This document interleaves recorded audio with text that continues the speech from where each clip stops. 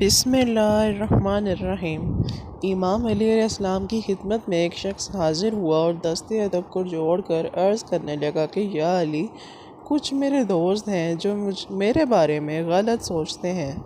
میں بار بار ان کی مدد کرنا چاہتا ہوں مگر وہ لوگوں کی باتوں میں آ کر مجھے غلط سمجھتے ہیں، بس یہ کہنا تھا۔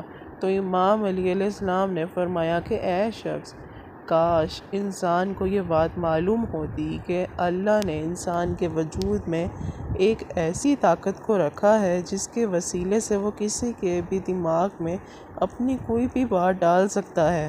تو وہ شخص حیرت سے کہنے لگا کہ یا علی، ایسی کون سی چیز ہے جس سے میں کسی کے بھی دماغ میں اپنی کوئی بھی سوچ ڈال سکوں؟ تو امام علی علیہ السلام نے فرمایا کہ اے شخص، یہ بات یاد رکھنا کہ انسان کے دماغ کا اختیار صرف انسان کے جسم تک نہیں بلکہ پوری کائنات تک ہے، مگر افسوس تو یہ ہے کہ انسان اپنی محدود زندگی اور محدود خواہشات کے درمیان اپنے آپ کو اس قدر مصروف کر بیٹھا ہے کہ وہ اپنے اس دماغ سے فائدہ اٹھانا نہیں جانتا۔ تو وہ شخص کہنے لگا کہ یا علی، میں کیسے اپنے دوستوں کے دماغ میں اپنے بارے میں اچھی سوچ ڈالوں؟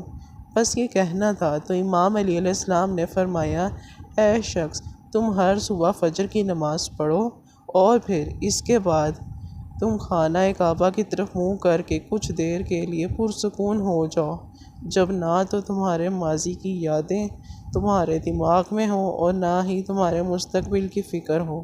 اس وقت تم اپنی آنکھیں بند کر کے اس کائنات کی حرکت کو محسوس کرو اور پھر اس کائنات کی جس خلقت کے بارے میں تم سوچنا چاہتے ہو اس کو اپنے دماغ کے سامنے غور و فکر کرتے ہوئے رکھو، اور پھر ہلکی آواز میں وہ کہو جو تم اس کے دماغ میں ڈالنا چاہتے ہو۔